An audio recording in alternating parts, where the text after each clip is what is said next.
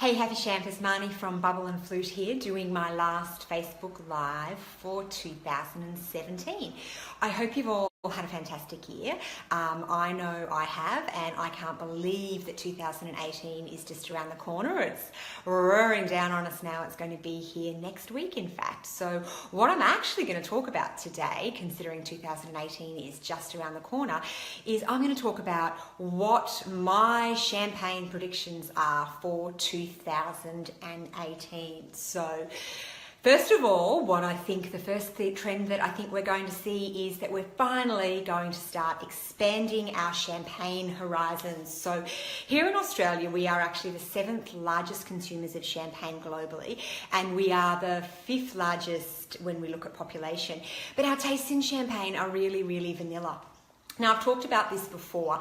We drink about 90% of the champagne that we drink in Australia is non-vintage champagne. So what I'm predicting, or perhaps maybe I should say challenging us for in 2018, is get a little wild with our tastes in champagne, start to get a little bit experimental, try something different. So when you head out to the bottle shop or your wine shop, and you're picking something, instead of going for the standard that you know and you like, try something you haven't tried before.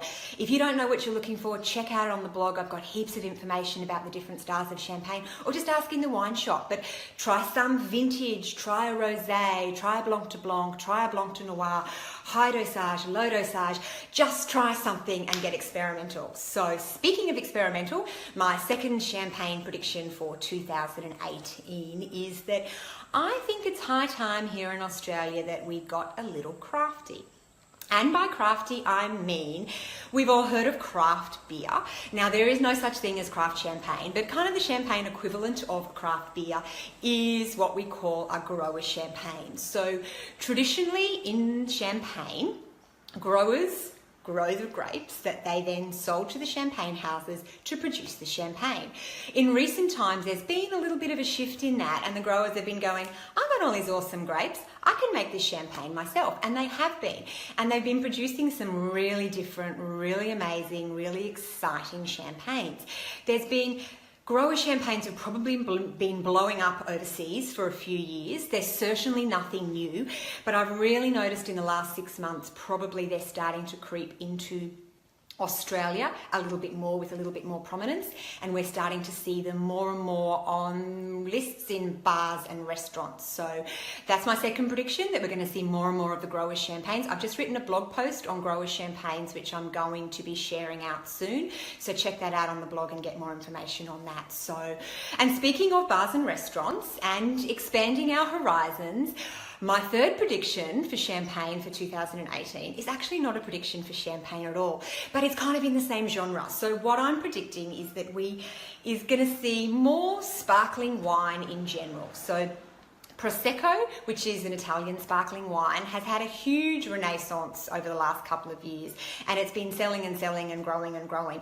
Cava has started to gain some ground as well, Cava being the Spanish version of a sparkling wine. And there's even been, I know, I'm going to write about it soon, but English sparkling wine is starting to emerge as something really exciting. Of course, in Australia, we make some beautiful sparkling wines as well. So I think broadly there's this fascination with sparkling wines, not just champagne. So I think we're going to see more and more of them and get more information, start more of a conversation around what's different about them, how they compare. And you know, one of the best ways to get a real appreciation for what makes champagne so special is to compare it and try it alongside some other sparkling wines, and you'll really be able to pick the differences. So that's my third prediction for what's going to be happening in the champagne space. A little bit of competition is never a bad thing, and it's always great to try different things. So with all of these different options at our fingertips, or I'm saying we're going to be accessing them, how are we going to get our hands on them? And that leads me to what I think is going to be the fourth trend for champagne in Australia anyway in 2018 is, I reckon it's going to be the year of the champagne bar. Again, this might be just wishful thinking, but champagne bars have been emerging overseas now for years and years. So in London's had Bubble Dogs for about 5 years, where they pair champagnes with hot dogs. There is the Riddler in San Francisco. Recently, they've opened Air Champagne open in New York City. Sydney recently opened a revamped Sofitel in Darling Harbour, and they have a champagne bar there, and there's actually a new rosé bar in Sydney in Potts Point. I'm going to be checking both of those bars out when I'm down in Sydney in a couple of weekends time, and I'll be sure to report back.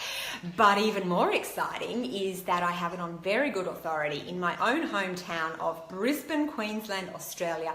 We are getting a dedicated champagne bar opening in a new boutique hotel in the first half of 2018. So where we can't have dedicated bars that sell nothing but champagne, I think we're going to see more bars and restaurants having champagne nights and champagne list nights, which I think is really, really exciting. So another place that I think we're going to be able to get our hands on all these amazing varieties of champagnes, and my final trend for 2018 that I'm predicting is probably my boldest prediction of all. The others really aren't all that bold, they're just picking up on what's been going on overseas.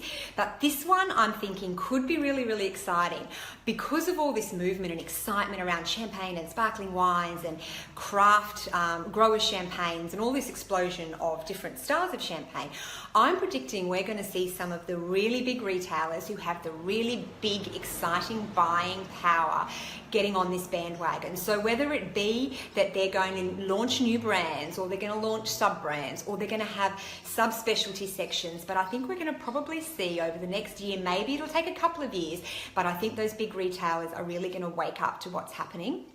Wake up to what people want in sparkling wines anyway, and champagne, and they're going to pair that with having a lot more conversation, a lot more information around the wine, so we can all learn along the way without necessarily being intimidated by a super guru wine expert that's talking way over our heads. So anyway, they're my champagne predictions for 2018, and looking forward to seeing how they come to fruition and talking more and more about the different growers and all the different styles of champagnes with you in 2018. So ciao for now. I hope you have a fantastic new year. I hope you've picked out your New Year's Eve champagnes, and I look forward to chatting with you in the new year. Ciao for now.